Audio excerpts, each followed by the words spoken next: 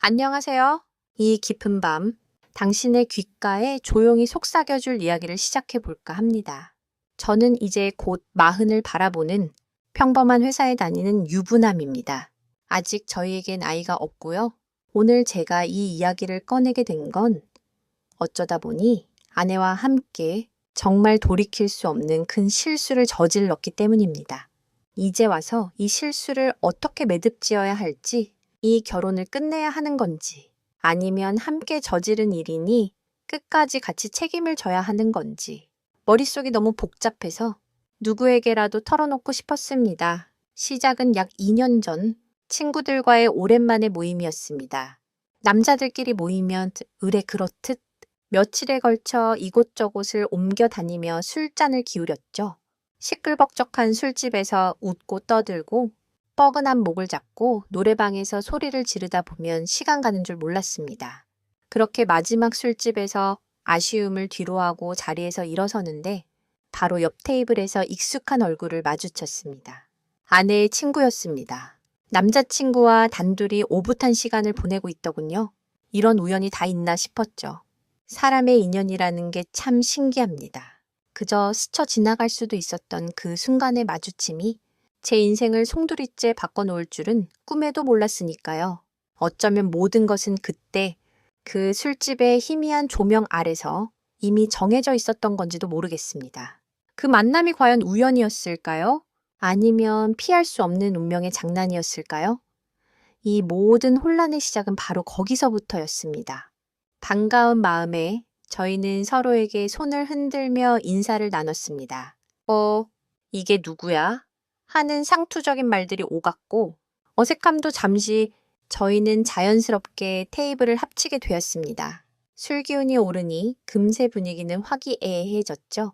저는 곧장 아내에게 전화를 걸어 이 기막힌 상황을 설명했습니다. 자기야, 지금 누구 만났는지 알아? 내 친구 여기 있어. 남자친구랑.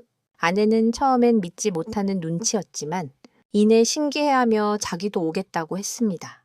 얼마 지나지 않아 아내가 택시를 타고 술집으로 도착했고 그렇게 넷이서 다시 술판이 벌어졌습니다. 마치 처음부터 약속이라도 한 듯, 네, 명의 조합은 꽤 근사했습니다. 아내와 저, 그리고 아내의 친구와 그녀의 남자친구. 두 커플은 오랜 시간 서로를 봐왔기에 어색할 것도 없었죠. 오히려 각자의 연인에게서는 볼 수 없었던 새로운 모습을 발견하는 재미가 쏠쏠했습니다. 예를 들면 아내의 친구는 남자친구 앞에서는 얌전한 줄만 알았는데 술이 들어가니 의외로 털털하고 유머러스한 구석이 있더군요. 반대로 제 아내는 친구의 남자친구에게 평소 저에게는 잘 보여주지 않던 애교 섞인 모습을 보이기도 했습니다. 이런 사소한 발견들이 처음에는 그저 흥미롭게만 느껴졌습니다.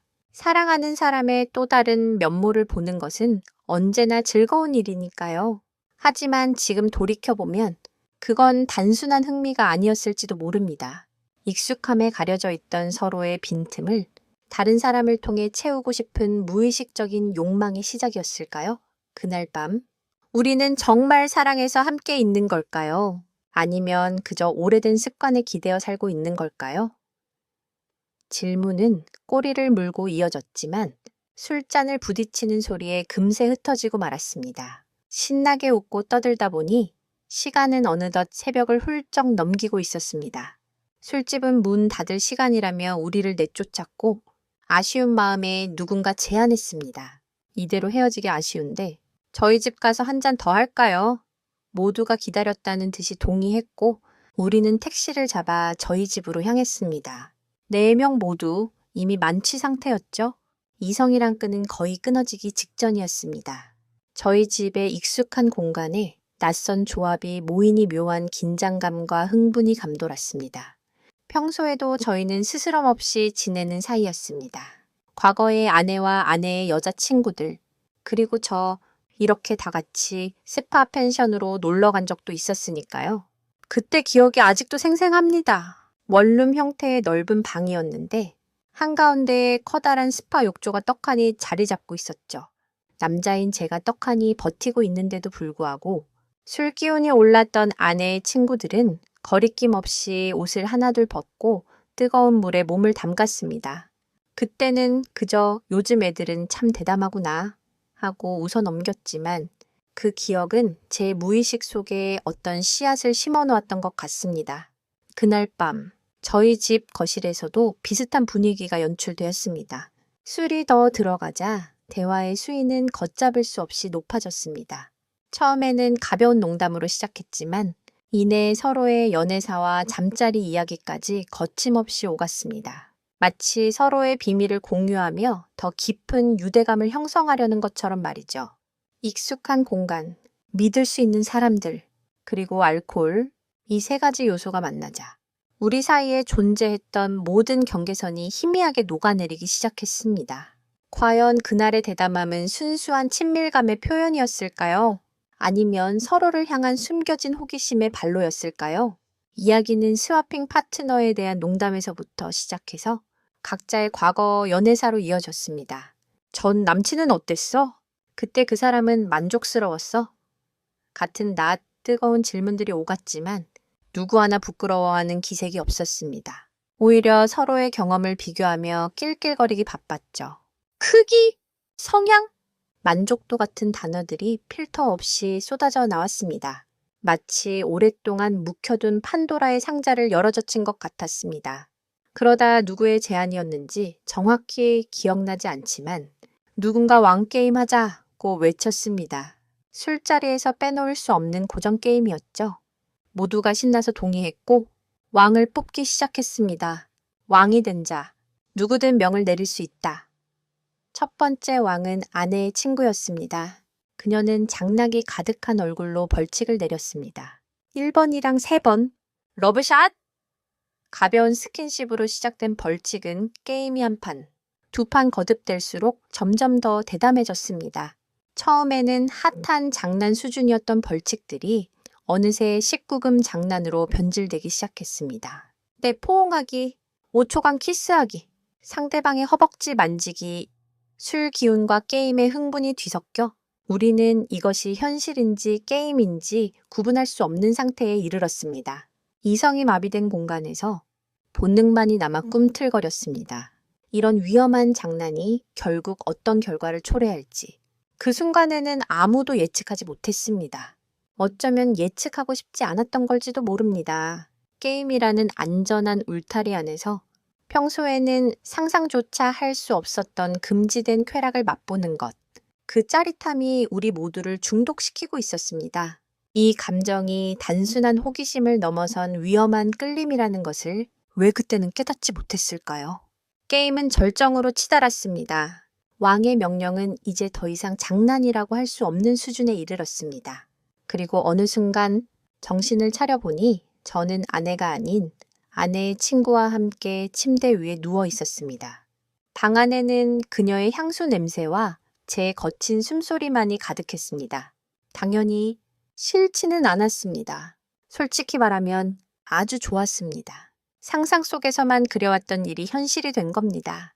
가끔씩 아내의 친구를 보며 저 사람과 하룻밤을 보낸다면 어떨까 하는 짓궂은 상상을 해본 적이 있었기 때문입니다. 게다가 아내와는 연애 기간까지 합치면 10년이 훌쩍 넘는 세월을 함께 했습니다. 사랑이 식었다기보다는 모든 것이 너무나 익숙해져 버린 상태였죠. 잠자리마저도 늘 정해진 루틴처럼 느껴질 때가 많았습니다. 그런 제게 아내의 친구는 신선하고 짜릿한 자극 그 자체였습니다. 바로 옆방에서 아내와 친구의 남자친구가 함께 내는 소리가 희미하게 들려왔습니다. 이상하게도 그 소리는 제 죄책감을 덜어주는 동시에 저를 더욱 흥분하게 만들었습니다. 나만 이런 게 아니구나. 치하하는 안도감과 일종의 동지애 같은 감정까지 느껴졌습니다. 공유된 비밀, 함께 저지른 일탈은 우리 네 사람을 기묘한 방식으로 묶어주고 있었습니다. 마치 공범이 된 것처럼 말이죠.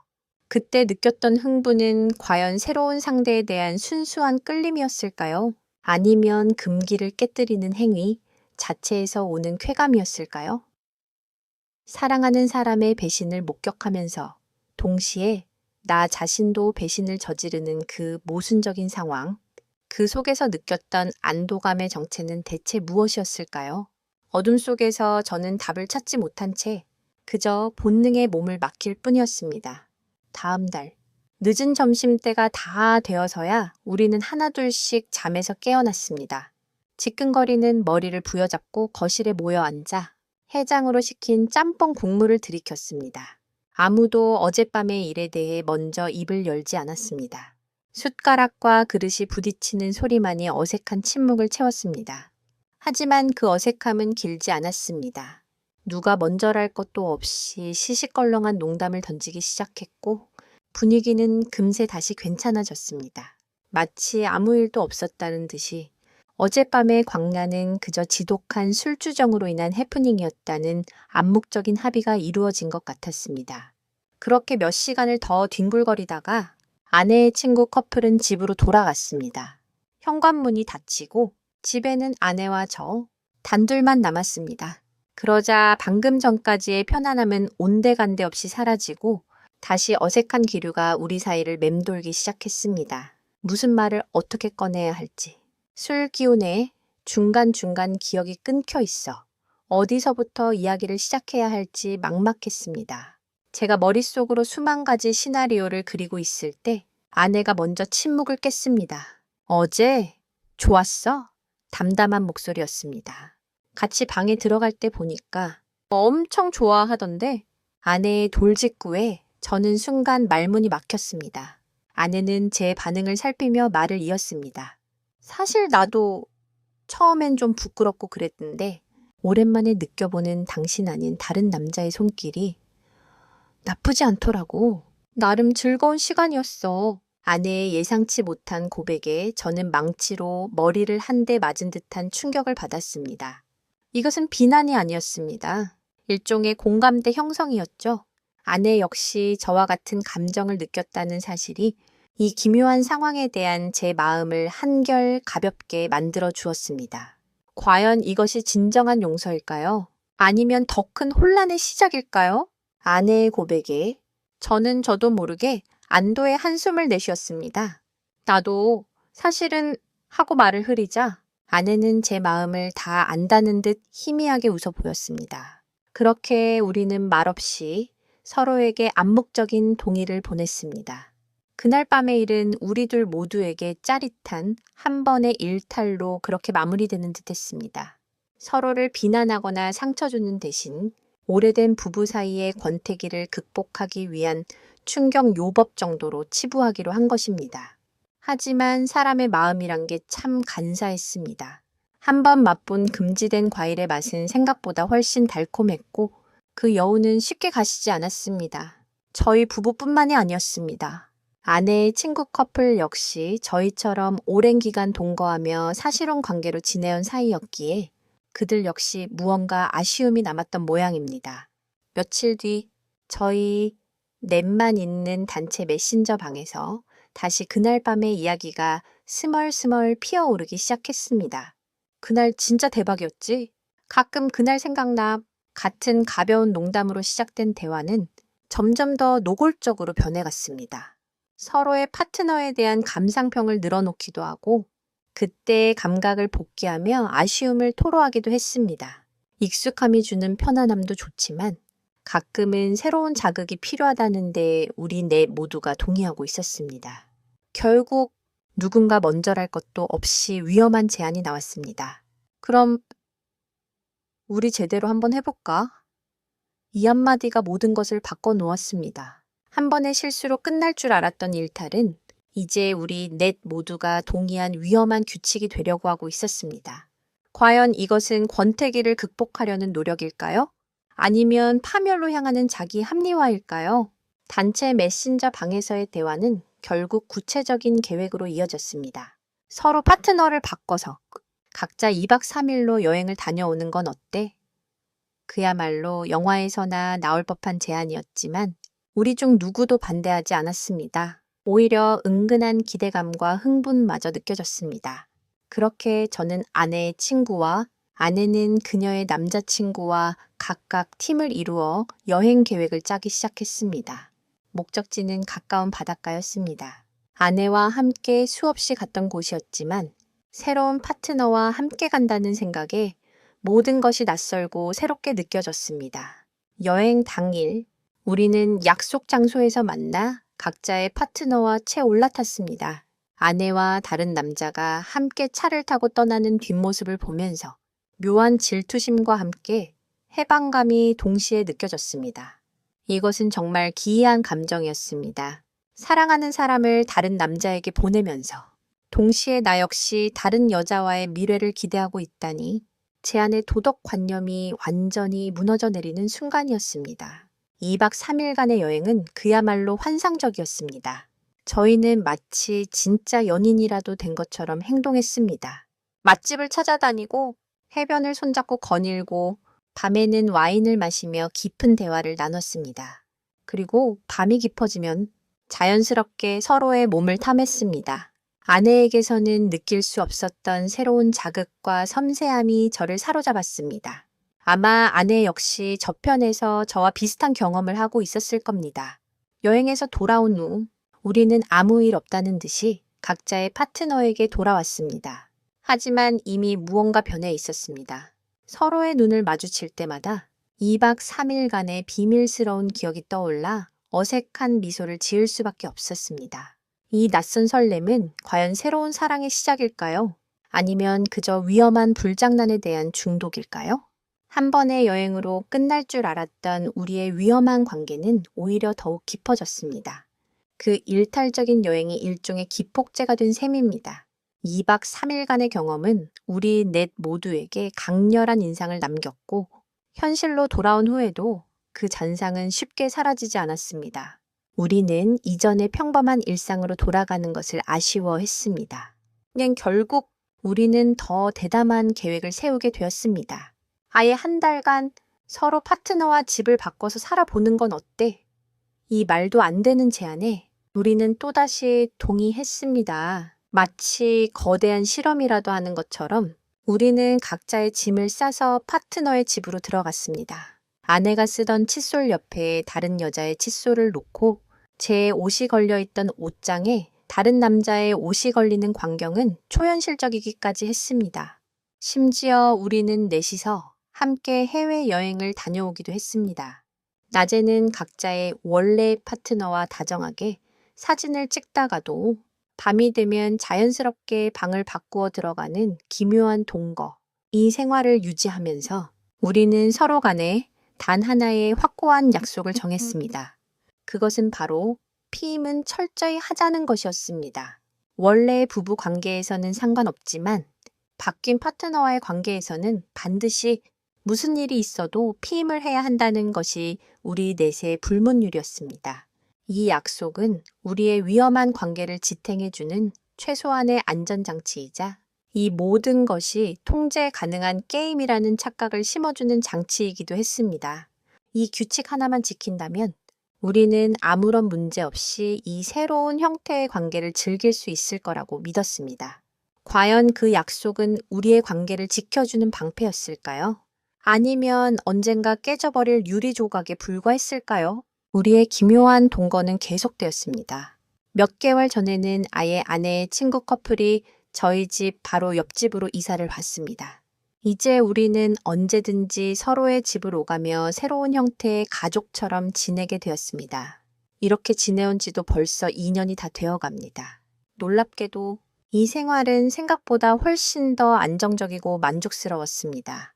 처음에는 어색하고 죄책감도 들었지만 시간이 흐르면서 모든 것이 자연스러워졌습니다.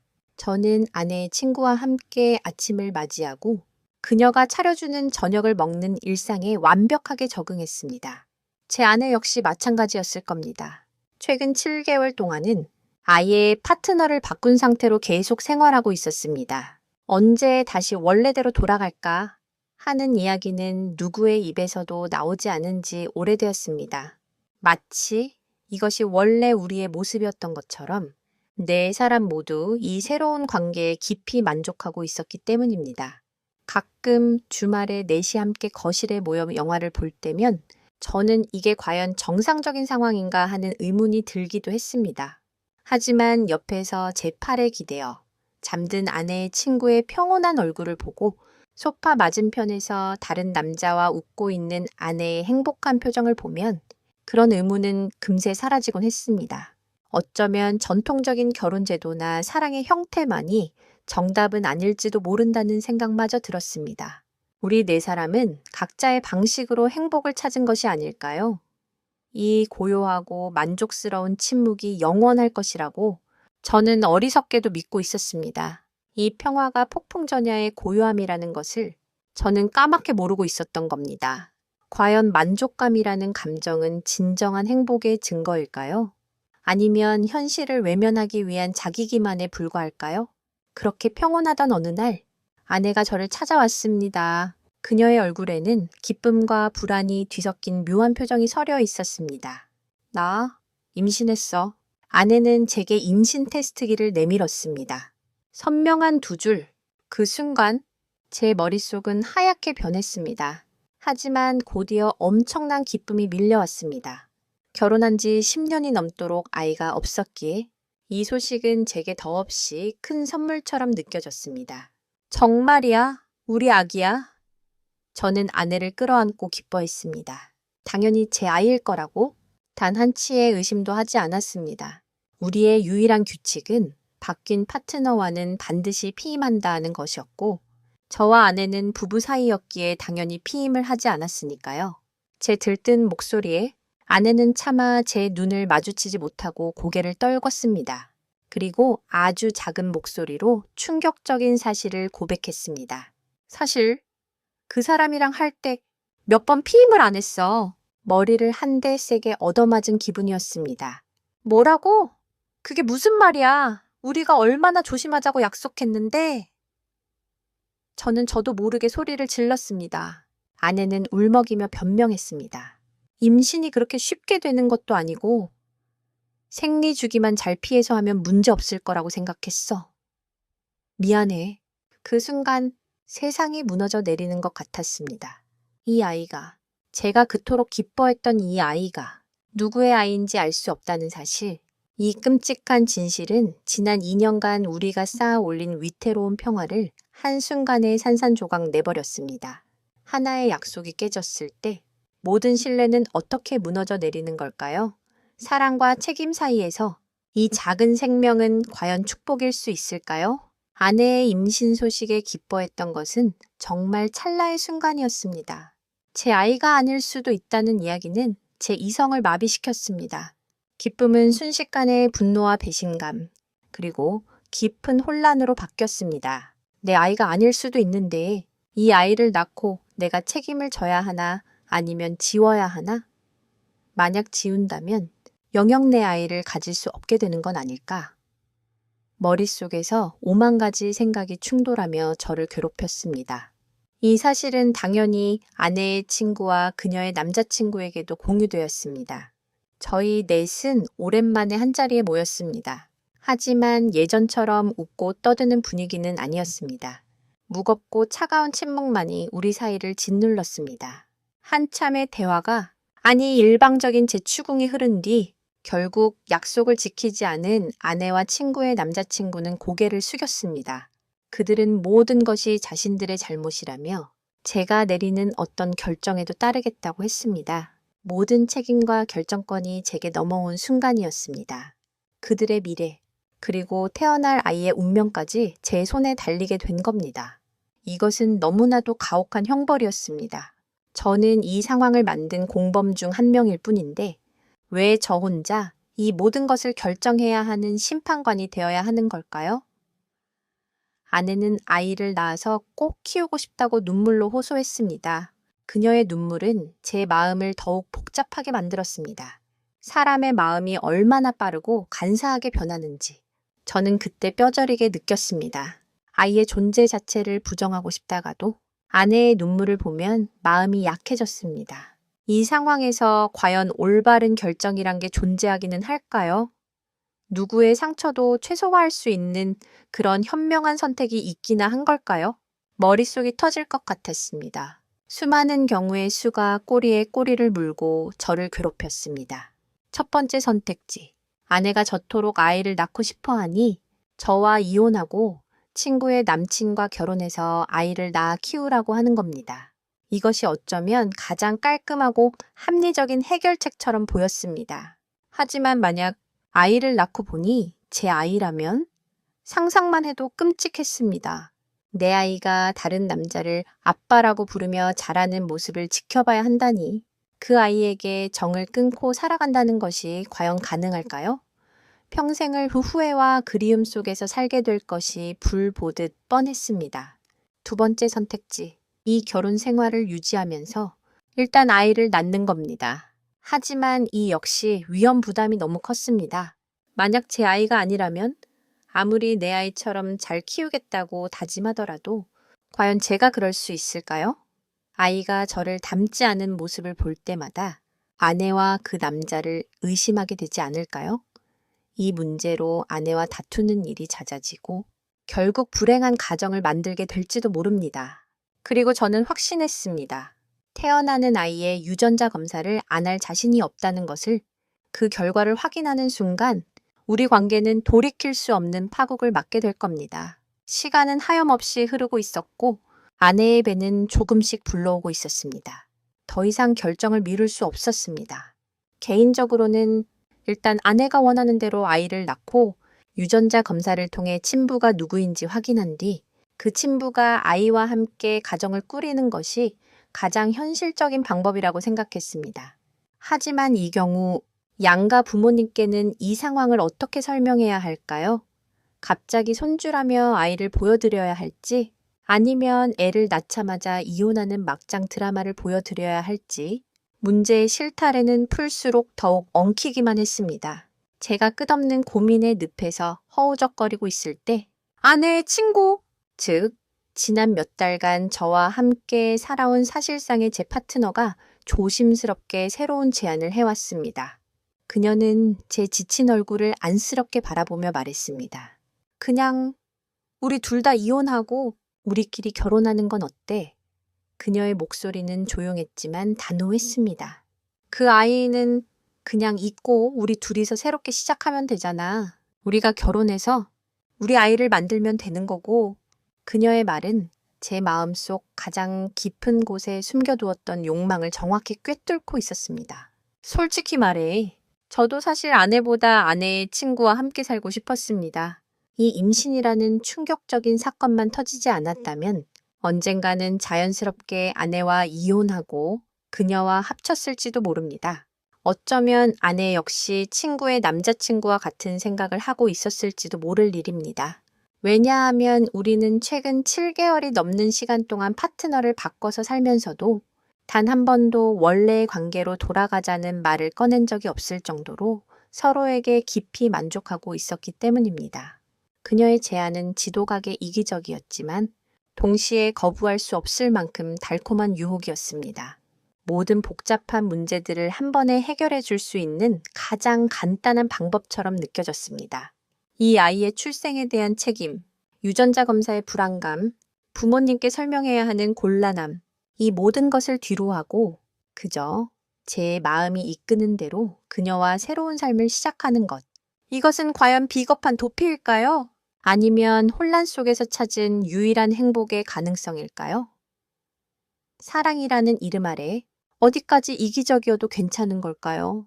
결국 모든 것은 제 선택에 달리게 되었습니다. 아이러니하게도 이 모든 혼란의 원인이 된 아내의 임신이 아니었다면 우리는 아마 아무 문제의식 없이 지금처럼 기묘한 동거를 계속했을 겁니다. 서로에게 만족하며 위태로운 행복을 즐기면서 말이죠. 그래서 저는 어쩌면 뱃속의 아이가 제 생물학적 자식이 아닐 가능성이 더 높다고 생각하고 있습니다. 지난 몇 달간의 생활 패턴을 돌이켜보면 그럴 수밖에 없습니다. 하지만 그럼에도 불구하고 가끔씩 아내와 잠자리를 가졌던 기억이 떠오를 때면 만에 하나의 가능성이 제 발목을 잡습니다. 어떻게 해야 할까요? 이 엉망진창이 된 관계를 모두 정리하고 깨끗하게 이혼한 뒤 제 마음이 정말로 향하는 아내의 친구와 새로운 살림을 차리는 것이 맞는 걸까요? 그것이 저 자신에게 가장 솔직해지는 길일까요? 하지만 그렇게 한다면 태어날 아이는 어떻게 되는 걸까요? 그 아이는 태어나자마자 아빠가 2명인 혹은 아빠가 없는 아이라는 꼬리표를 달고 살아가야 할지도 모릅니다.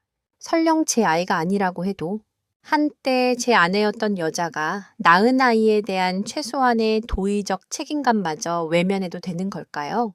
반대로 책임을 지기 위해 제 마음을 속이고 아내와 아이 곁에 남는다면 저는 과연 행복할 수 있을까요?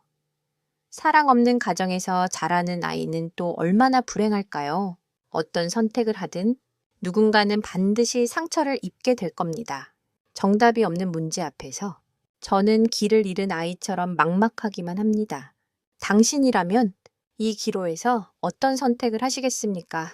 제게 작은 지혜라도 빌려주실 수 없을까요? 이 깊고 어두운 밤, 제 복잡한 이야기가 당신의 평온한 휴식을 방해하지는 않았을까? 걱정이 되네요.